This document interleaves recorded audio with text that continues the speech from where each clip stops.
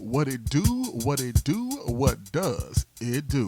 Welcome to the Bears Den, your premier poetry podcast, the place where we pick the brains of some of the dopest performance poets in the game. I am your ever humble host, that most eloquent earth sign. Oh, beware, it is that boy Bear. And we're coming straight out the wood with something guaranteed to be good. So grab your pen and your pad and let's head into the lab here on the Bears Den.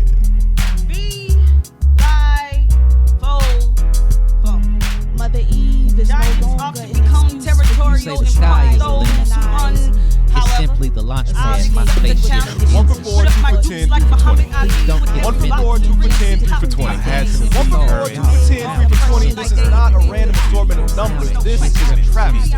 Wonder why my mind was not my first time leaving a tears bride. of my heart.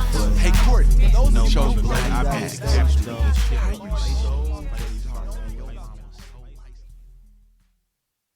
So what does it do? Once again, it is your boy Bear, your favorite poet's favorite poet. And we are back with yet another installment of the Bears Den. And today, on this day, I got my man's 50 grand. My partner, the homie, the G, that boy, Ryan Phokus Mind Pollard. What does it do, my guy? Yeah. How y'all doing? It's good to be in the Bears Den. Hey. Man, it's good to be invited. I love it, man. Down here in the cave. Yeah. You know what I'm saying? Spend a little time in the comforts of the cave. Yes, sir. All right, so for those that may not know, allow me to introduce this man. Phokus Mind. I dig that. Focus. Y'all will see more about that in just a minute, kind of thing. You know what I'm saying? Understand, the appellation, the connotation of the appellation, you know what I'm saying? It's not just an affectation. No, this is what this man really is. Peep the word work. Okay, so a native of Oklahoma City. All these, okay, I guess because I am in OKC, it makes sense that all of y'all are from here. But raised in Spencer, Oklahoma. 7 Trail 84. If y'all can believe it, is actually even more country, but that's okay. Will not hold that against you. He is the progenitor of StayPhokus Productions. Right on. Was not aware of that. A musician, word. Musical artist, word. And last but certainly not least, a spoken word artist. My guy does this. Forthcoming, you'll see, but my guy does this. And in the doing of that, has touched stages in OKC, Tulsa, Lawton, and Norman, as well as in the big and beautiful state, my hometown, D-Town, Triple D stand up. Act like 214, baby, at Dallas, Texas, Denton and Fort Worth. My man travels. I dig it. Has contributed to countless community projects for his city and the youth. Much love to the kids, always. Been on local news and TV, right? So check him out, the archives, and focuses on using his poetry to spread awareness of abuse and mental illness. A heavy and powerful and important endeavor and aspiration. Much respect, my guy. Appreciate it, man.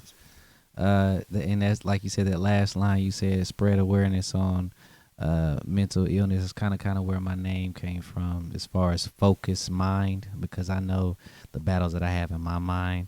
I can share the tools that I've used to help me get through those battles, and somebody else may be going through those same things. So Phokus Mind is basically a giant metaphor or projectile for mental awareness, mental health, staying focused, being focused, keeping your focus.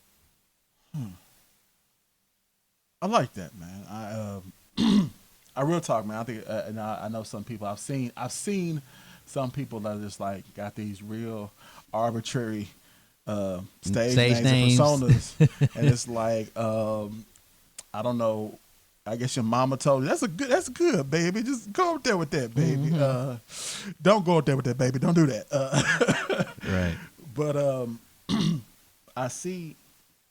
I like, the meaning and purpose behind, and I see, and what I've seen of you, knowing you, that you genuinely act in that vein. It's not just a facade or portrayal or this persona that you pursue to project to people, but that is really truly honestly your heart and where you stand.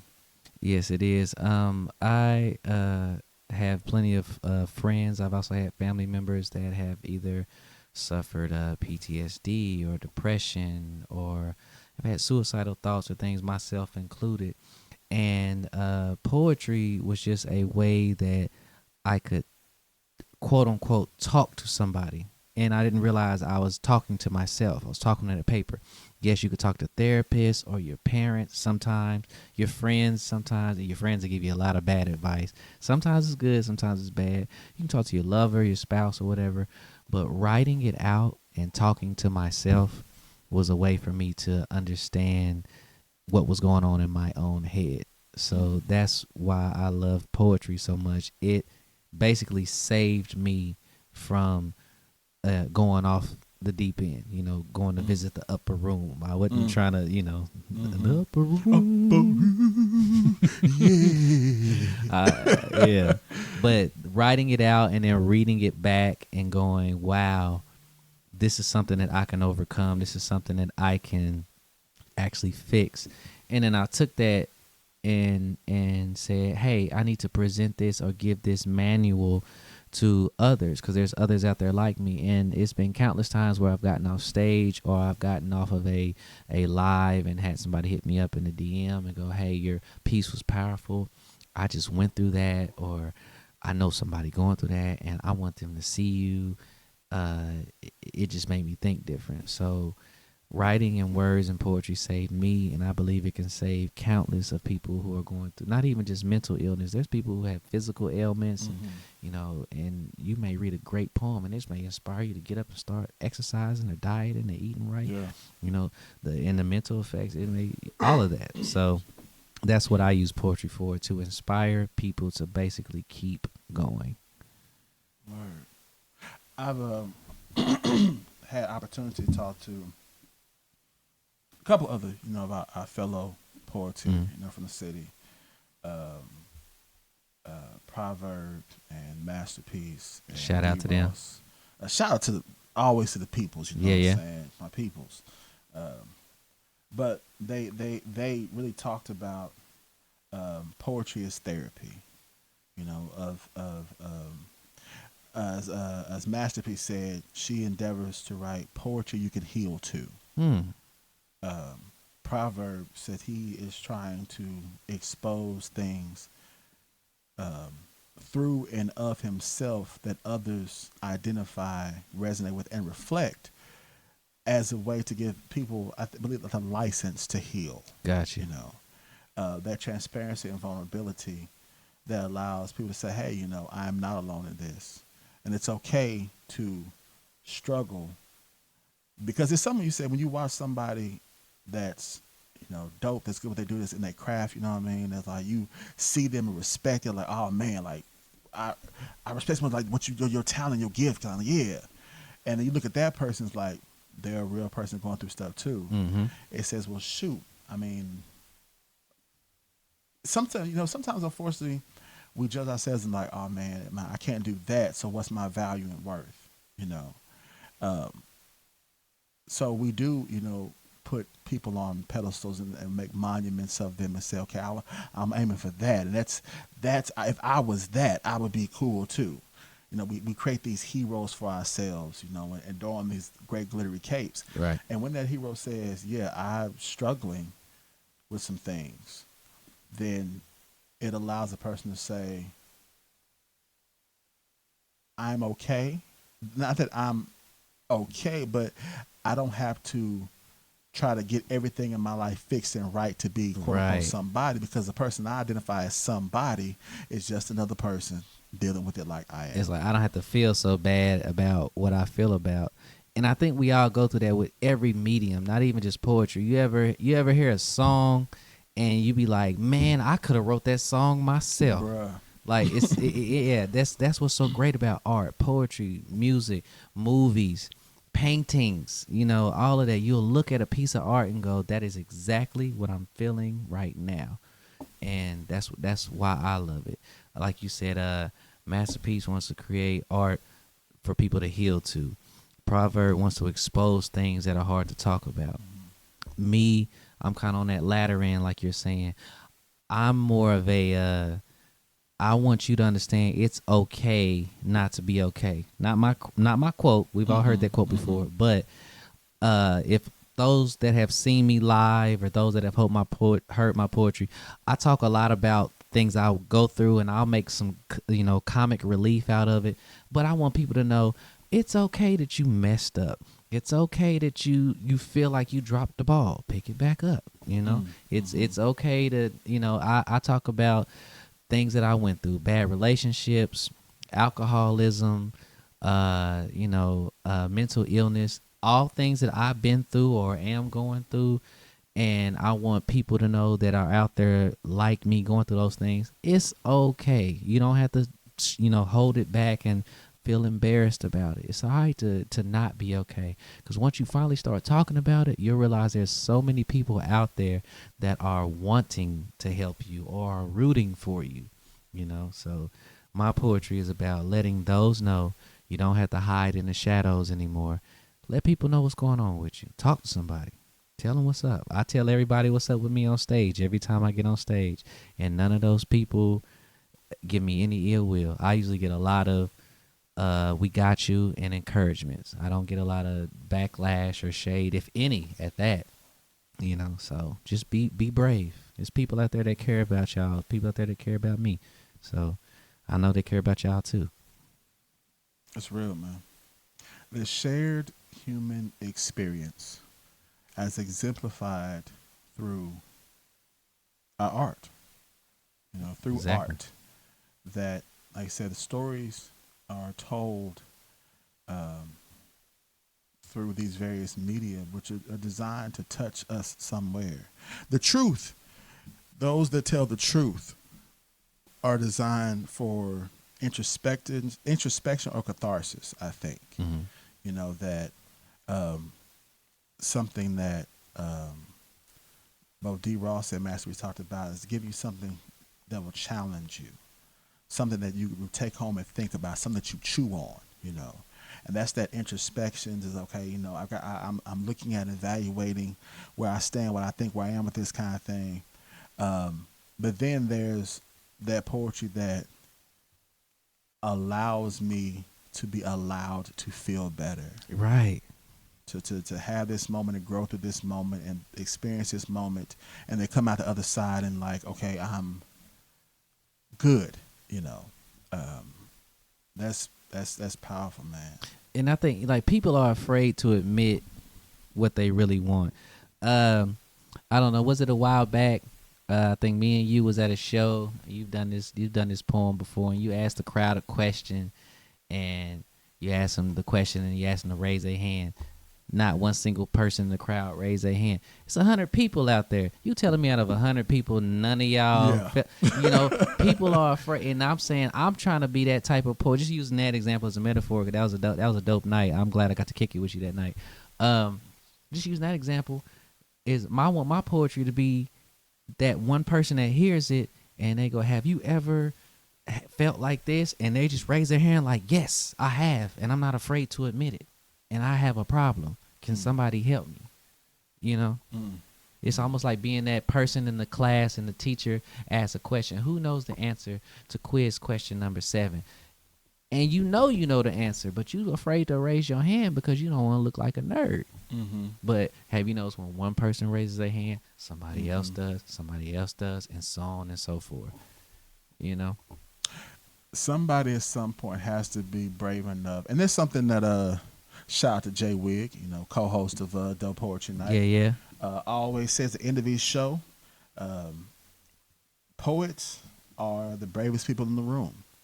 Right. Because they are willing to stand up before a group of people, most of whom they probably do not know, and share their truths, knowing that they may be judged on the car ride home. Mm-hmm. I always say I'm judging for you off the stage. Exactly. Like you ain't gonna make it to your car before. I'm not make it to the car before I'm You already ain't gonna like. make it to your seat for somebody to say something to Bruh, you. you got 3 lines with me. With Bear, you got 3 lines, and I'm like, and I'm done. But that aside, the truism of that is so very powerful because it gives people permission to say, okay. And so tell me this, man. Like, I mean, man, you give me all these gems, bro. You give me all this stuff. Right. Let's back up. Let's back up to the beginning. All right. So when did you start writing? Start writing. I would say I would have to have been 8 years old. So that would, if for y'all youngsters, y'all need a year. That would be circa 1995. I'd be 8 years old. Originally, just to be for real, I wanted to be a rapper, and I'm actually pretty dope. Y'all got to check me out on another platform, but I would write Check these. the fire, the man. I would write says. these raps, and I would make beats, and my writing originated from listening to hip hop, and I was one of those. Back in the day, you would call us like the weird kid, because I listened to his 90s. I listened to my gangster hip hop. I had my Snoop and my Dre and my Pac and all that. But growing up here in Oklahoma, in South, we were geared more towards West Coast music, and also down South music. We had Master P, and we listened to Outkast and all that. East Coast wasn't really checking down here that much back in the 90s in my group, but I got a hold of Nas tapes. Talib Kweli, Black Star, I got a hold of Common Sense and shit like that. Can I say that on there? Yeah. Okay. But and I would adopt those writing schemes, and I realized their rhyming pattern was different. West Coast, South, all of that. You rhyme on beat, and it would bump, it would bounce, like it had funk to it. And it was hard for a lot of people down here to get acclimated to the East Coast rhythm because they don't always rhyme on rhythm to the music. I was able to separate the two and realize they're just spitting poetry. Yes, sir. Over a beat in the background. Yes, sir. So I started writing poetry about 8, listening to East Coast music, because I was also a rapper, and it just kind of bled together. Once I got into middle school and high school, it just ran from there. It's really hard for me to separate the two. A lot of people ask me, is this a poem or is this a verse? I said it's both. I could put it over a beat, or I could do it a cappella. That's real. It's both. And going, like you say, one more thing as far as mentioning like names in East Coast, with the whole Phokus Mind thing, I always wanted a rap name. This before I, was like, oh, I'm a spoken word artist. I'm still a hip hop artist and a spoken word artist. Before I was even thinking spoken word, I want to be a rapper so bad. I was like, I want a name that sound like a first and a last name, and that's why I liked names like Talib Kweli or Common Sense. And for those of y'all that don't know, he used to be called Common Sense, but he had to drop sense because of the suit and all that. He's now Common. Kanye West uses his real name. So I was like, what sounds like a first and last name? Phokus Mind. So that's another reason kind of how I came up with the name too. I wanted it to sound like a first and last name, something I could sign. But just to throw that nugget in there. So you almost got me revealing secrets, man, because most folks don't know that Bear spit a little bit. Oh shoot! Yeah, you know what I'm saying? I got some work out there. You know what I'm saying? I might, I'm gonna have to toss you a beat, man. Divulge the name at some point so you can check out, you know what I'm saying, the flowetry, you know what I mean? Much mass love to Mos Def and Talib Kweli, bro. Black Star. Bruh. Yeah. Man, it's interesting because this is going to be a great segue in a few minutes here. 2 super ridiculously talented, dope, just stupid dope artists. Right. Individually. And you put them together, and it's like, that's just nonsensical. But shout out to the South, you know what I'm saying? I am a Texas boy through and through. And my personal fave, probably my number one, my top 5, CeeLo Green. Oh, yes. My man, Goody CeeLo. Mob, man, Cass.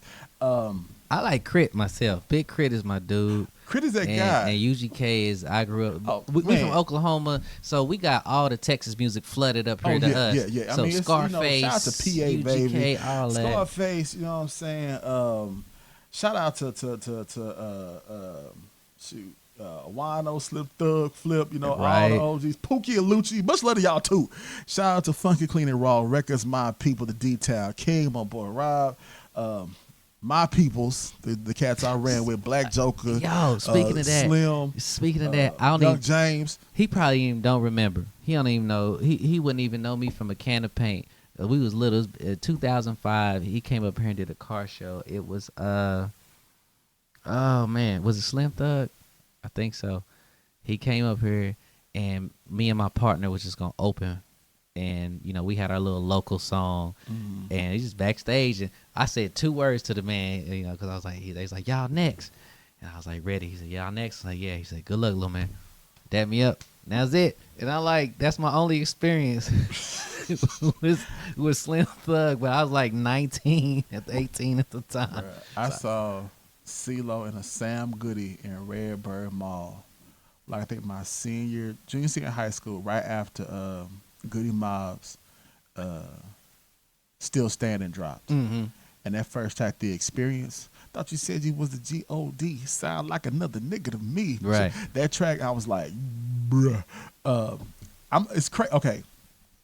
I'm in the Sam Goody, right? He in that kind of thing. I'm looking around. I'm like, is that CeeLo? Right. And everybody else in the store is just like, chill. I'm like, are y'all not seeing this? Like, he's on a poster. He's right there. He's standing Like, next to his poster. I'm having a Holding whole his own like, CD. I don't do a whole lot of like starstruckness. That's, you know, so the bear's chill, you know what I'm saying? But there's a few people in this world. Mm-hmm. Number one, Mr. LeVar Burton. He don't know it. I've adopted him as my other father. You're welcome to let me move back home, sir, Dad. Because I can't say you're not the reason I read every freaking thing, but you definitely haven't kept that love going for decades. And shout out to a black man who went from a slave to read in space. Right. Your pedigree is Did you ridiculous. look at the progression he just said there, y'all? He went from a slave to his own reading can show read, to man. space. That man is black excellence goals. Boy. Okay, give him all the flowers. Not his flowers. Give him all the flowers. Man. Now, I had a chance to meet him too at the African American Reading in 2000 in Dallas, Texas, at the Majestic Theater. He was across the room, and I flaked because I was like, I had an idol moment. I'm sharing a whole lot. This is not about me. I'm retracting now because I feel like I'm loving it though, man. I'm gonna have It's a cool. moment. People are gonna be like, all in my social media, like, oh, Bear is sensitive. No, I'm hard. You know what's crazy? I was sitting here thinking as you was talking, like, who would really give me a starstruck moment? And I'm not even trying to be arrogant or nothing, but there's a lot of people that I admire and adore, and if I met them in person as a celebrity, I probably wouldn't freak out. I'm trying to think, who is the one person that if I saw them, I wouldn't know what to say, or my palms got sweaty, and I wouldn't know what to do. And honestly, being a producer and someone that would just want to absorb so much knowledge of how you made this music, and it's I know it's left field, but honestly, Kanye West.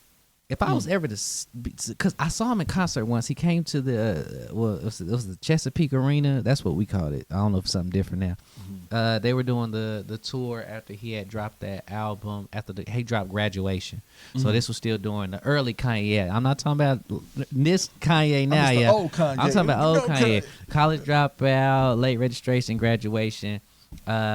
He was doing a concert. Me and my brother had seats. We was off to the side. We could see him pretty close, and I was just starstruck, and I knew every word for word. But it ain't even just about the lyrics. Me and him have kind of the similar kind of thing. We were both kind of nerds. We weren't really the gangster type cat, but we could make music. We could rap, but people loved us more for our beats than our raps. Kanye had to sit in the basement for 3 years making beats before he even got a chance to get on the mic. With my group, lock yourself in the room, doing Right. 5 beats a day for 3 summers. Exactly. That's a different word, like 3 summers. I Yes. deserve to do these numbers. That and was that's bars. how I felt. That's how I felt with everything I did. I always either was the maker of the beats or the writer of the script or the director of the show. And then I finally got a chance to get on stage, get on mic, and people knew that I could do it. So if I ever saw him, I'd be like, dude, you have no clue how much your path mimics my path. And the fact his family, the Portwoods, is from here anyway. When his mother died, God rest her soul, they rode the casket right down the street where my old high school was, man. Spencer, Adam Spencer, yeah. They had the funeral in Spencer, Oklahoma. Bruh. Yes. We was outside like, that's Kanye mama in that casket right there, man. Like, damn. See, that's that. We are all connected. The human experience, which the art, man, Mm-hmm. art, the art. That it's what I aspire to do myself, and what I am endeavoring to do with this, this medium, this venue, I don't say opportunity for me to chit chat with some dope poets, Thank you. and to give other people the chance to meet y'all.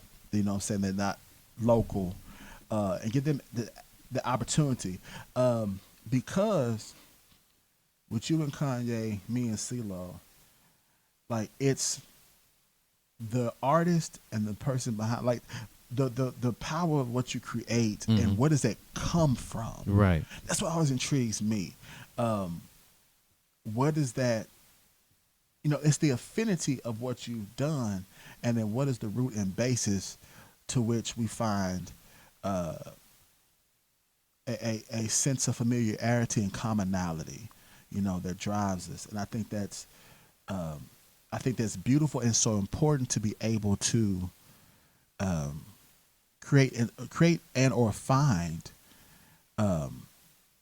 Like you said, people come to you after the show, man, like, I appreciate that was dope, kind of thing. Mm-hmm. And some people, because because they are identifying with that particular poem, or with how you're presenting it and how it comes out of you. But sometimes it's like, that was just a dope poem, Right. and they're seeing you as the artist, and they're having a resonance with the art, and like, I want to get to know more about you as the artist, because what's the mind that sparks this art? Right. And that's what interests me. That's what I find, like, so. Mhm. The mind that sparked this art. Man, I kid you not. It was like, when I was in high school, let's see, College Dropout dropped in what, 03? Mm-hmm. 03, I would have been a junior or a sophomore going into a junior. Maybe a sophomore in high school. So, and when you're a sophomore, you're about 15. 15-year-old young black man in the middle of Oklahoma, United States of America. College Dropout drops. Blew my mind. I kid you not. From that point on, I stayed in the studio. I stayed in the labs. I stayed in Believing Myself, because he opened the doors for regular, articulate, I ain't just gonna say nerd like a derogatory statement, but nerds and unpopular kids to flourish. Because at that point, you had just 2 years earlier in 01, you had 50 Cent dropping the biggest gangster album of all time with Get Rich or Die Trying. So gangsters was in, and Jay-Z was still hot in 2000, 2001. You like, so gangster music, and you had the Hot Boys and Lil Wayne and all those are great. I have those in my rotation too.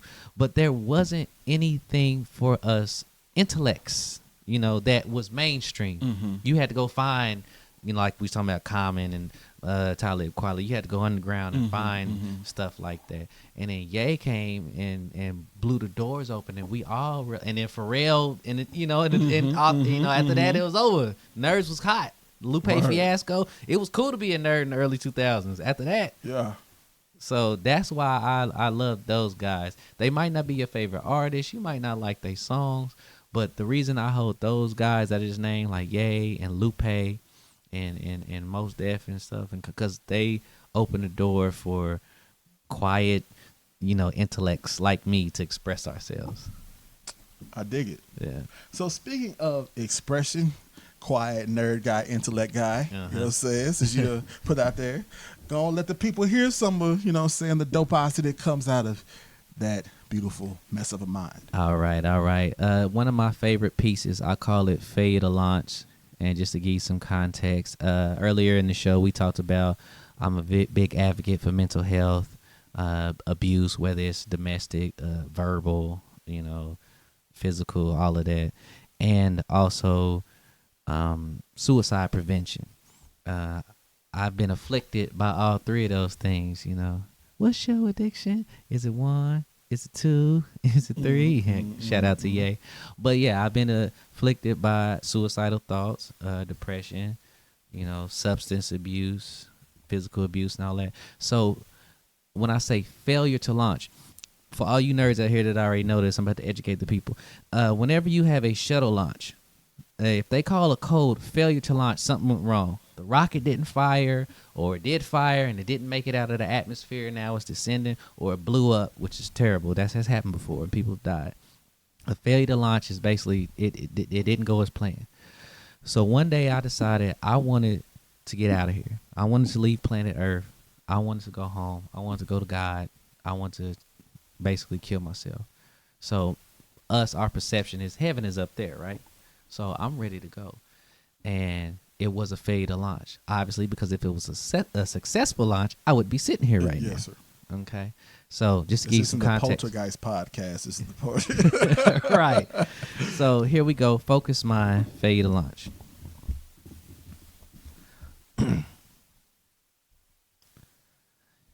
You say the sky is the limit. It's simply the launch pad my spaceship begins in. Please don't get offended.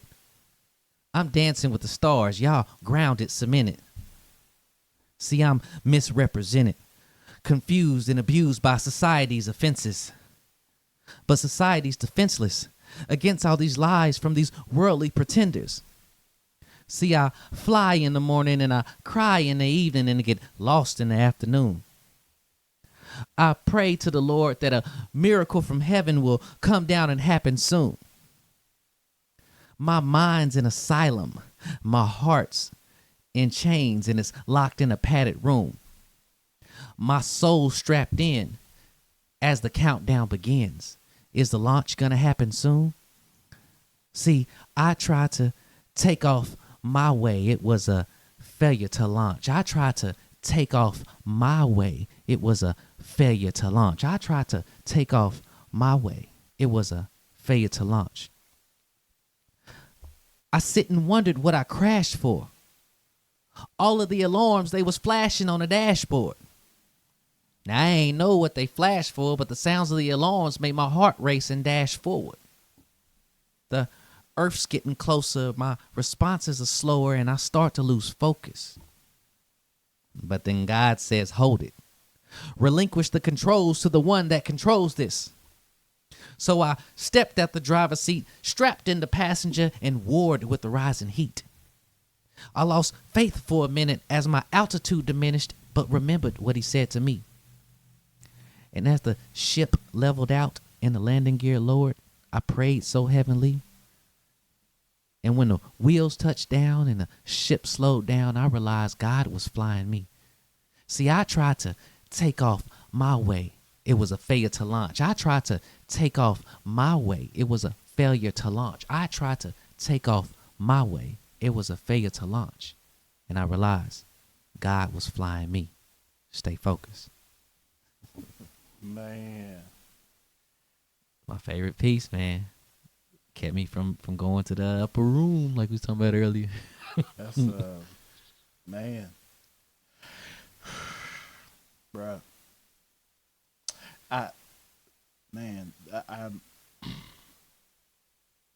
It's something in that moment of recognition, that an acknowledgement of some things are beyond my hands. Mm-hmm. And it's supposed to be that when it said, I tried to take off my way, and you were grounded, not by coincidence or happenstance. Right. You were grounded. There was spiritual sabotage. There will be no launch today. There will be no launch today. Game call on the delay a case of rain. That Houston, we're going to fix the problems. So there will be no launch. That's a powerful. A lot of times, we know it's difficult going through a thing. It's hard going to a thing. It's really hard going through a thing. But a lot of times people avoid the next necessary step of learning from the thing. Right. That on the backside. A lot of times we think, okay, now that moment's passed, I'm good. And unfortunately, we find ourselves often back in that same spot because we never invest in the lesson that was learned from the situation. And that requires certain things. And one, like you described, is the humility to say, God had a better design and desire that trumped what I was thinking. Right. And I see where I thought going to and going through, it wasn't worth it. But here on the backside of it, you can look back and say, like, oh man, like that was, man, if I had stopped then, right, what I have now. And the key thing is, I don't want people who ever tried it, don't feel embarrassed that you tried it. Because going back to the metaphor of the launch, my launch failed. The space shuttle crashed on the ground. Now I got to crawl out this wreckage with everybody staring at me like, what was you thinking? Don't let it feel like that. Like, why would you stupid. Why would you even, because then that's going to make you want to do it even more. No, don't feel embarrassed that you tried it or that you attempted it. I'm saying here live on this podcast, yes, I have attempted suicide before. And I'm not afraid to admit it, because the fact that I admitted it, more people came out to help me and was like, hey, man, I got you. Talk to me. Let's get some counseling. Let's get some help. So don't let anybody make you feel bad for not wanting to be here, because there's plenty of people that do want you here. And you don't have to hide it or feel embarrassed. I know it's a sensitive subject. I know people that cut their wrists. They wear long sleeves, wear short sleeves. It's getting hot. It's supposed to be June. Yeah. And if somebody asks you about them, don't be afraid to tell them. You may be saving them from doing what you just did. People ask me all the time because, I've been through a period where, out of depression, I would drink too much. And I was embarrassed about it. I used to hide it. You can't hide alcohol. People know when you drink. And I got to a point where I just had to admit it. I was like, you know what, y'all? Like in the movie Flight with Denzel Washington. Like, yep, yeah. I drank it. I did it. It was me. And once you say it and you're released from the pressure of hiding it, so many good things happen. There's more people for you than against you.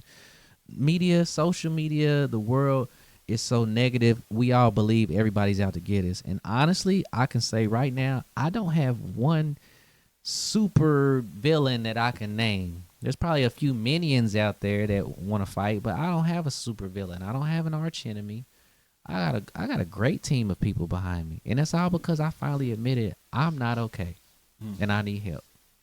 And that's what I'm here to do, is let people know that if you're not okay and you need help, tell somebody, talk to somebody, write about it, sing about it, paint about it, poet about it. If is poet a verb? Can you in this space? Yes, it is. Yes. Poet about it. We be poeting. Go poet.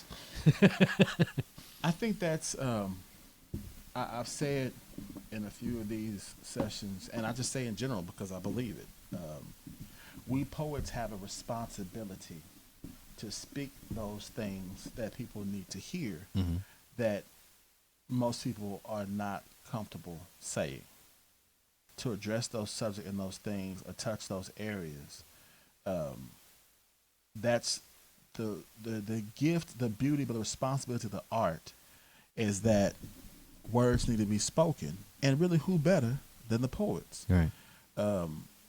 That's what I shout out Dave Chappelle, because he's grown in his comedy to where he addresses some very heavy subjects with some hilarious ways about it, but it's some very real stuff. You leave that show thinking. Yeah, there needs to be. Shout out to Aaron Magruder with the Boondocks, especially the strip. I own the books. Like I started reading when it was like the comic strips, and I learned so much just reading about so many things. But through the art, people are telling story or touching things that we need to hear and see, and that's the beauty of the art.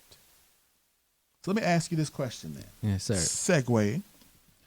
So the art can do these things and should do these things, but there are different levels and different levels of quality of said art. You know, I am a believer. This is not a knock. This is just an acknowledgement. I'm a believer. There is talent and there is skill to lead to proficiency and productivity and success. Okay, Right. Talent, I believe, is God given. That is something innate to each of us. Each of us has a thing. We're given things that we can do. We're given things, and it's a talent. I believe you can do it. You can do it without really trying to do it. Right. One, you do it because you almost, it's compulsory. You have to do it because it's in you. It's got to come out. Right. You know? And you do it whether anybody sees you do it, whether you ever do anything quote unquote with it, It's like freestyling in your car by yourself. Ain't Yeah. nobody gonna hear it, but you have to rap. or singing in the shower and just beasting. Singing in the shower, Or, yeah. You know, you out there at the park at night, doing 30-foot dunks, killing, because it's what you're built to do. Skill is taking your talent and putting effort to it, is working it to hone it, to make it better, primarily, I believe, for yourself. And this leads to proficiency. But fact is, not everybody is blessed with every talent. Right. Like I said, I can dribble, but I'm not going to beat LeBron. Right. I'm not going to outshoot Curry. I got some pipes on me, but I'm not going to drop my album. I might, though. I'm working on getting back on my album. Anyway, the point is, so, I mean, it said not to hurt nobody's feelings, but everybody ain't able. You can do a thing that don't necessarily you're like, top bar at that thing. Right. If like I said, if you like it and love it, then that's what's supposed to be. But for general consumption, anyway, I say all that to say, it was a long way to get around this point. For you, what would you think would say? What for you, either for you writing it or you receiving it? What would you say makes a poem good? For me, what makes a poem good? Oh, this is like a fork in the road answer. From a what's the word? Intangible standpoint, as far as the feeling, a poem is good as long as somebody that receives it, whether it's in person or through an audio clip or video clip, and it sticks with them. I don't care if it's one person. That's a good poem. Now, let me back up with that. If you recite that poem to yourself, you wrote it, you did it, and you not just, tugging your own, on chain or whatever, but you really read it back and go, wow, what I just wrote motivated me to do something better. It served its purpose. That is a good poem. Right on. Now, on a technical standpoint, because I can't get away from it, I do analyze things like bars, cadence, rhythm, enunciation, stage presence. If you want to go to that realm, a good poem is basically, in the performance world, did you capture the audience? Because you can have a 3-minute poem and in the first 20 seconds be spitting your bars, and you see people getting up or looking around or having side conversations, you ain't caught them yet. You ain't captured it. It's not good. Mumbling, looking down. I'm not even knocking people that read. I've heard people read poems and they're fire. So memorization, I know we in this city, and I'm gonna put it out there. A couple years ago in this city, it was drilled into our heads, that memorization is king. The fact is that's great, especially for performances. I don't like to perform, especially when I'm being filmed, while reading. But I have shown up to events and said, hey, you guys, I'm going to read you a poem, or I'm going to recite a poem, and it still be fire. So if you're worried about out there listening, you're worried the reason you haven't gotten on stage yet because you think your poem's not good because you haven't memorized it. No, your poem is good. Get up there and read it. Just read it.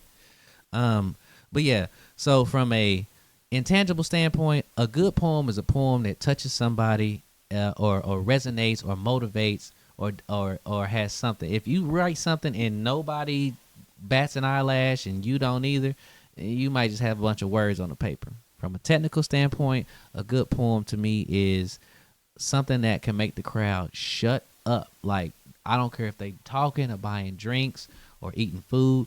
I've had it happen. I've had a room loud full of people, and by my second bar, everybody's like, shh, shh, I want to hear what he's saying. Shh, oh my gosh. Yeah, that's it. Yeah, and it's my presence.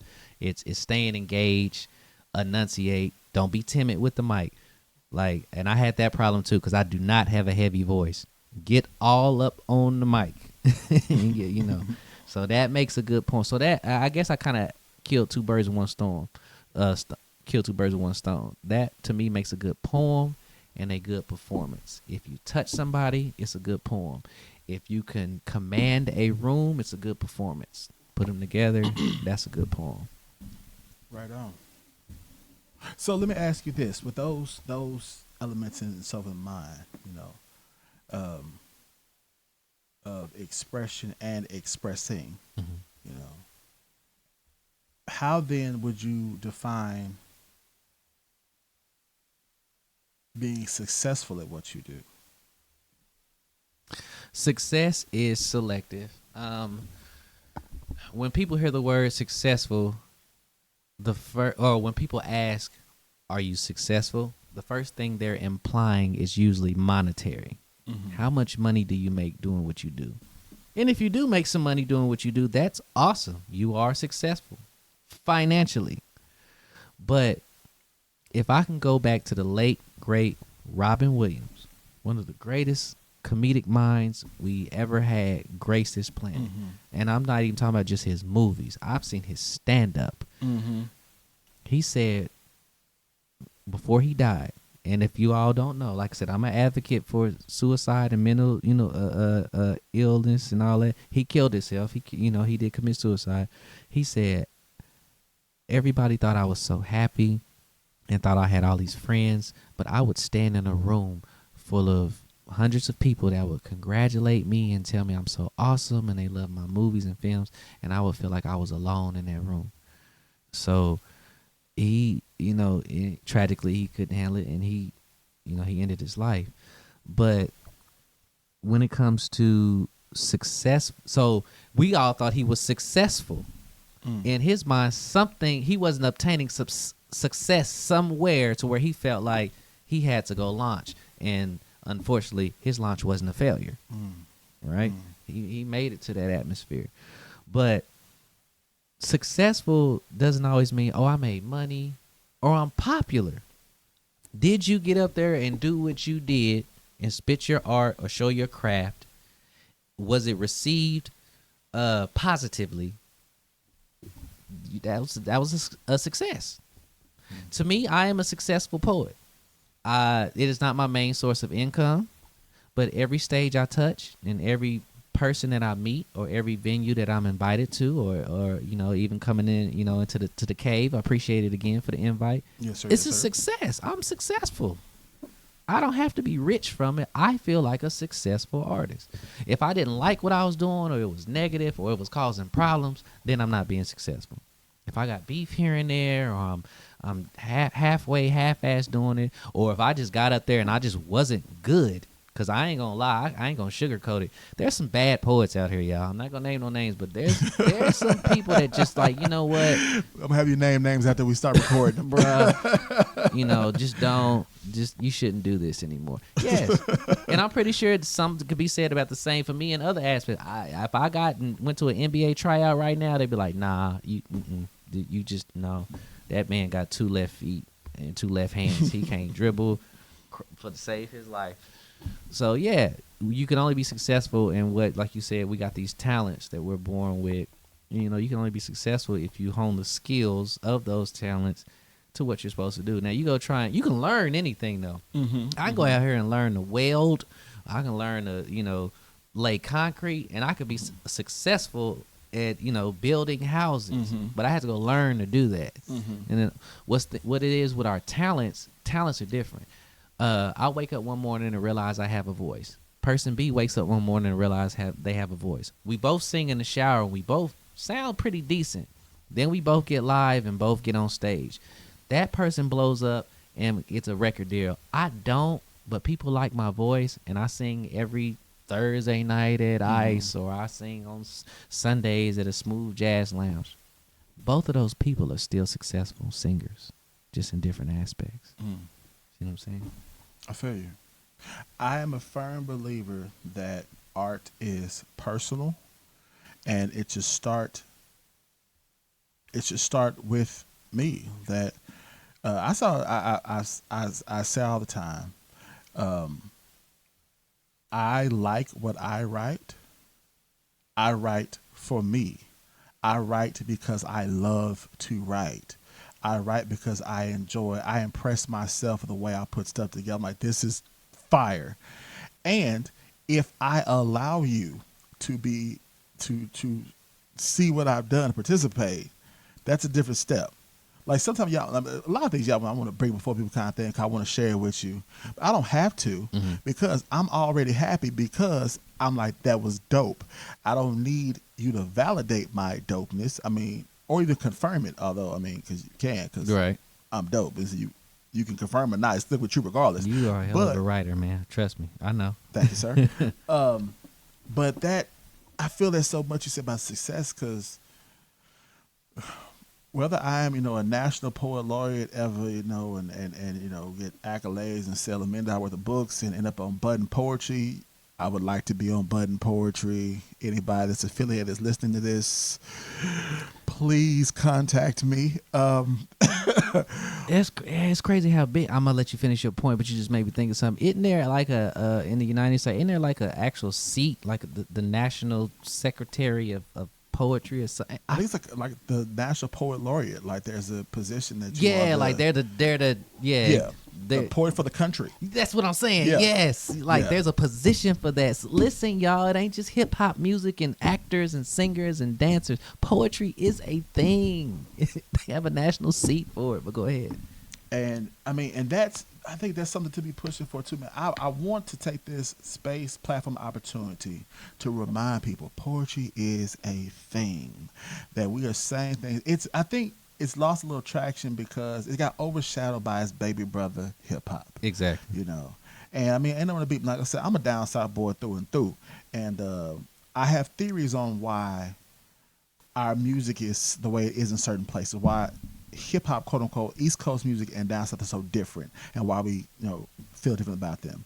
It's a different discussion, So we're getting there. We got a little more time, but so I understand, what the draw of that visceral reaction to a dope track, but we poets present concepts in ways that challenge and force people to think, that force people to at times learn.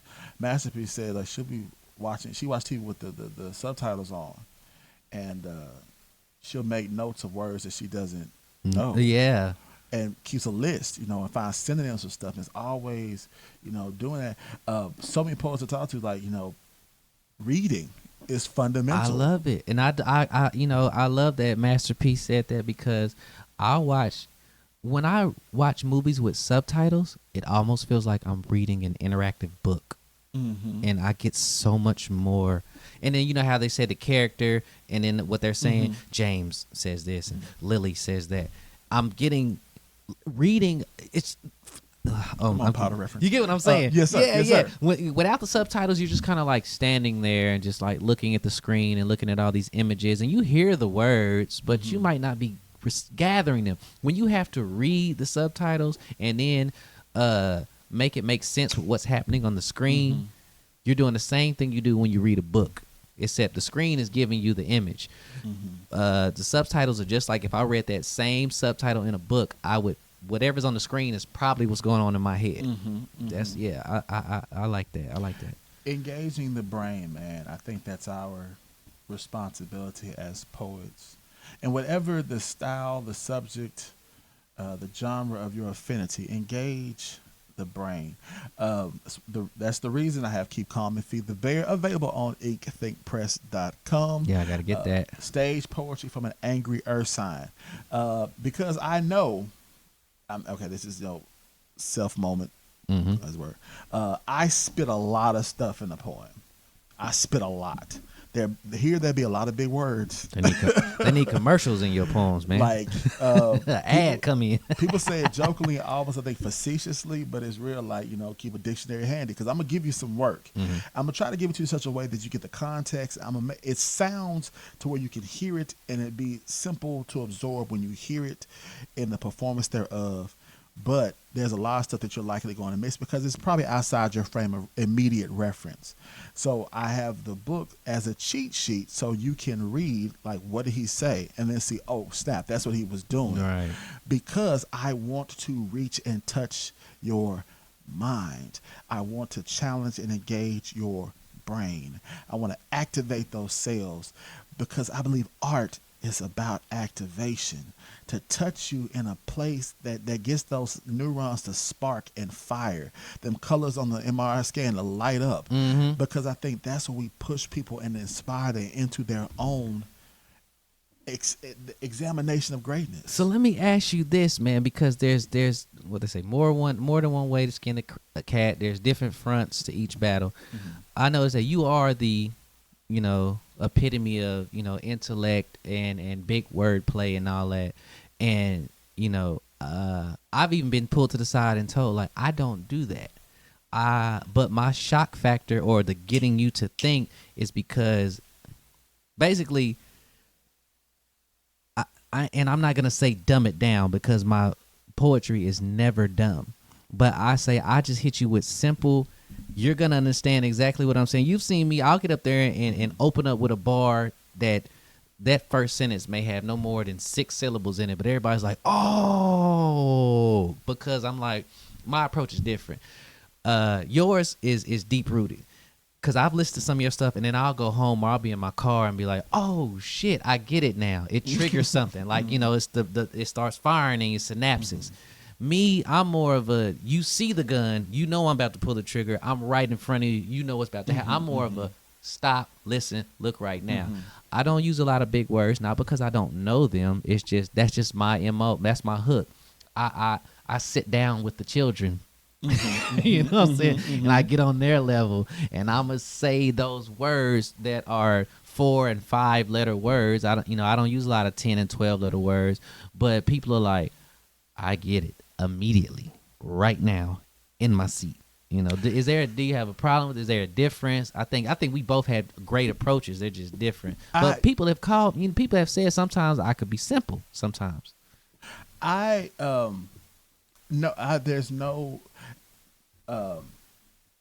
D. Ross said everybody got a lane. And she's like, you ride your lane. I'm like, it's a Mack truck in this lane. Don't veer in this lane. Right. You get run over.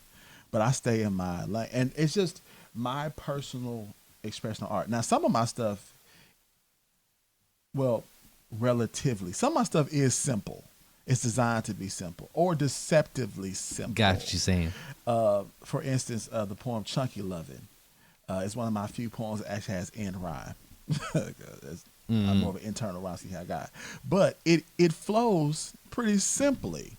There's stuff in there that if you catch it is complex, but it's designed. But that's because I like to write whatever kind of way.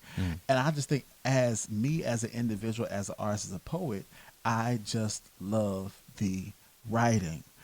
I don't feel there has to be a way. Okay. I don't judge anybody by their $10 words. Because a lot of people use words they don't know what they mean. They just throw them out there and see if it sticks. Or it rhymed. It sounded dope. A bunch of words signifying monkeys talking loudly saying nothing. Yes, sir. Yeah, you put that in there. Yeah. So there's that. Some of my favorite poets, I two, for example, Proverb and Larissa Carter. Yeah. Are some people who now are super dope poets that don't, make you break out, your Webster's kind of thing. Right. But they spit from a place of such honesty and raw reality and deliver it to you in such a way that it slips. I think it slips between the spaces of your sensory elements. It falls into the groove of like you just feel it. They take you there. They take you there. You feel like you're sitting there. They bring you in because Yeah. they're spitting so personally. Mhm. They bring you in, they take you into, and they welcome you and say, sit down while we're here.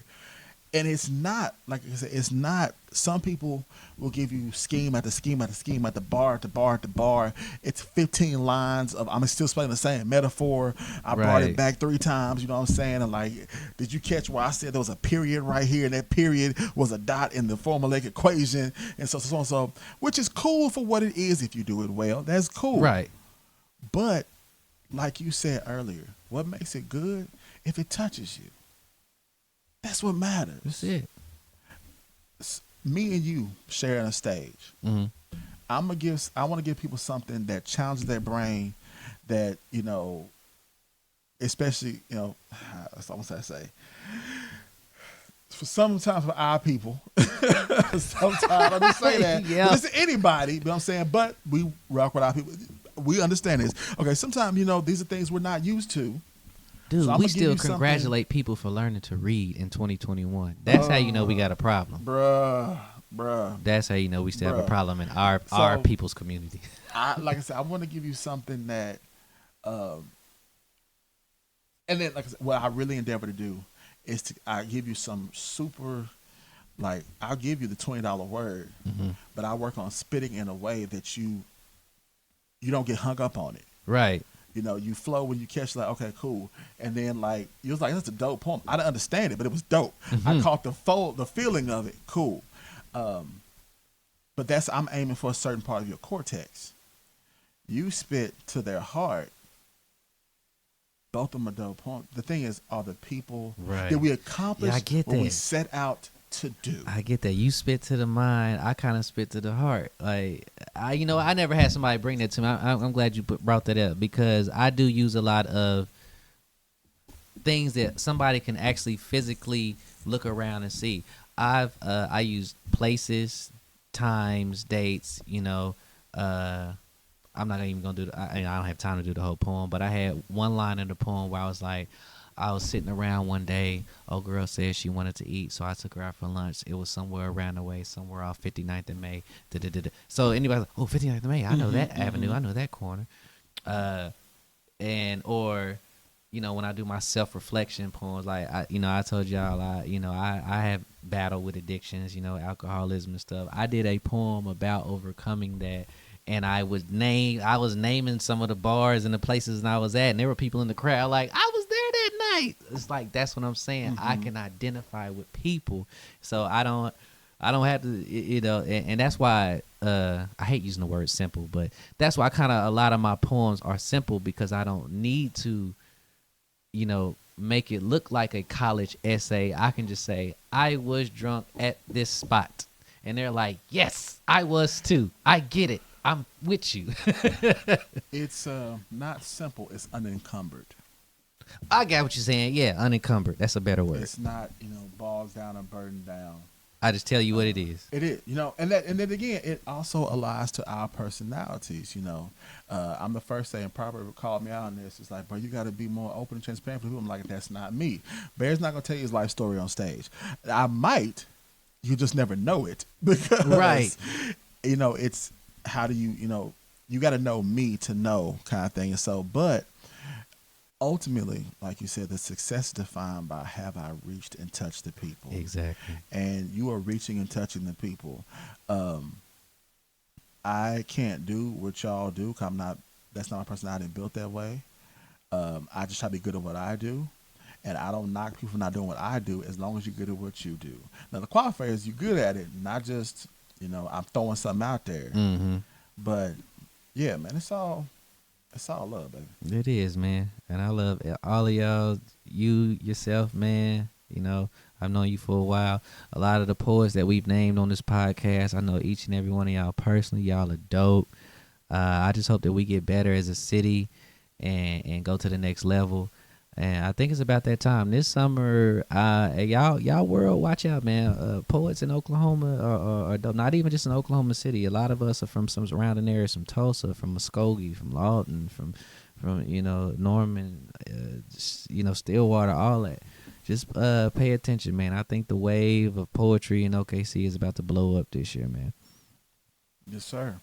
So on that note, cruising toward, what advice would you give those aspiring poets, who are looking at this and us, and want to be on that wave of the next move and motion, what I mean? Wherever they may be, where they are. Got you. What would you say to them to?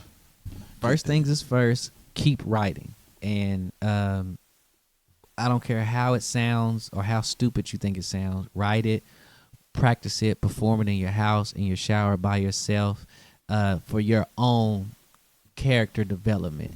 The second thing, if you're looking to get on this next wave, go hit up as many open mics as you can. Why? Because you're not losing anything. You're not paying to get in somewhere. You're not if you go somewhere and you quote unquote tank or bomb, them people are not gonna remember you by the time they get to your car. You didn't do good. They're not gonna remember. That's real. Go back the next week and do something again. But you got dope poetry Wednesday nights at Ice Event Center. You got Ocean Shark Bar, Poetic City. They put on an event on Tuesdays. Bell Poetry every second Monday of each month. At this, I think we're at AWOL in June. There's Red Dirt Poetry. There's the Paseo District. Find an open mic and just start practicing. I don't care if you do the same poem at each piece. There's a different crowd and different people at each venue. Once you start building more confidence and all that, then start hitting some of the bigger names or people who have some of these organizations like Poetry and Chill and Poetic City and Red Dirt Poetry and Dope Poetry. Start rubbing shoulders with those people. So if you are new or inspiring, you're afraid, or you say those fateful words that every poet does not want to hear somebody say to them, I'm not a poet. You are a poet. You just haven't done it publicly yet. Practice open mics. So short answer, open mics. Find open mics, places that people don't know you, so you won't be nervous, and just go hit open mics and practice. That's real. Y'all hear that? Get on your grind, get on your hustle, do the work. Do your work. We'll see you out here. And if you are in OKC and you're hearing this kind of thing, definitely you are more than welcome to meet, us at Dope Poetry on Wednesday nights. Come meet Phokus and come and meet that boy Bear. Now, I warn you. We take no prisoners. You know what I'm saying? We invite you to the show, but you better come prepared. Right. Because I'm a firm believer of the old school mentality. The best way to learn to be better is to lose. Bear eats.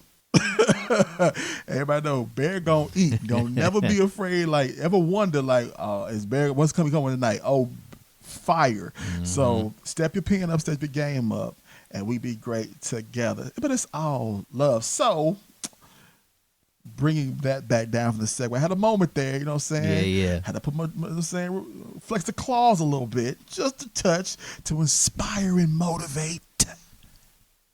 Yes. So, where can people find and follow you at? I'm old, so I don't have everything, but on Facebook, everything. On Facebook, you can find me at Ryan Phokus Mind. Phokus Mind is one word. They always space it when they spell my name, on events. But Phokus Mind is actually one word. Ryan Phokus Mind, spelled Phokus Mind. Pollard. That's on Facebook. On Instagram, it's the same thing, except there's a period in there. It is Ryan.Phokus Mind. I'm sorry, yeah, Ryan.Phokus Mind Pollard. Then you can find that. I have a Snap. I barely use it. Like I said, I'm old school, but I feel like after this podcast, I'm gonna have to start using it. And the Snapchat is simple. It's Phokus Mind 87, which y'all can catch my one of my favorite poems, Release Date, which is about me being born in 1987. during the economic, depression. So I was born when we was broke, y'all, in America, 1987. I don't have a Twitter yet. But you can find me most of the time, like Barry was saying, Wednesday nights at Ice Event Center in Eastside Oklahoma City, off 36, right before you hit Kelly if you're coming from the east. You can find me at Ocean Shark Bar. Poetic City hosts their event, The Wave. Shout out. On Tuesday nights. That's usually the two places you'll find me the most if you want to come see, or if you want to get on the mic yourself. So hit me up on those social platforms. Catch me at those events. Hey, we can chop it up and get more advice. We can have a drink, whatever. Just come out and see your boy. Yes, sir.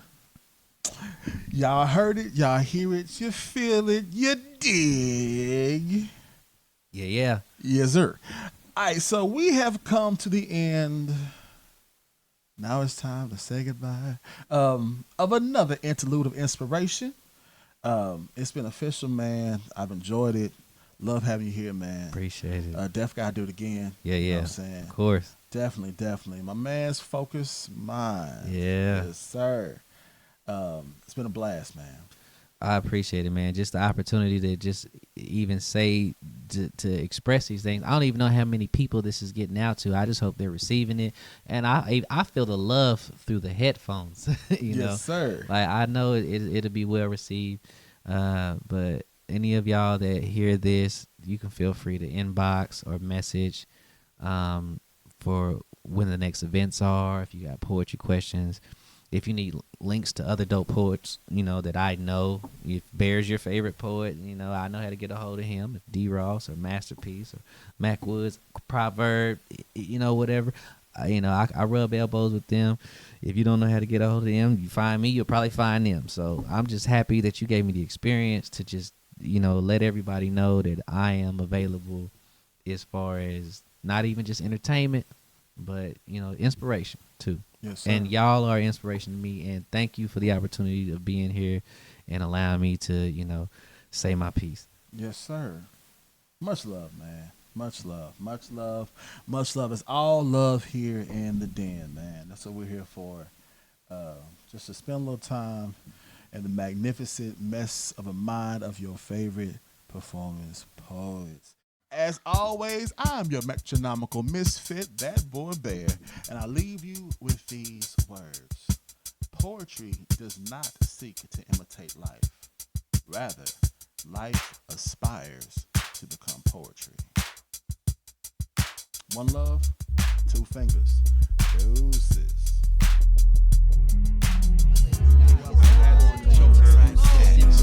Like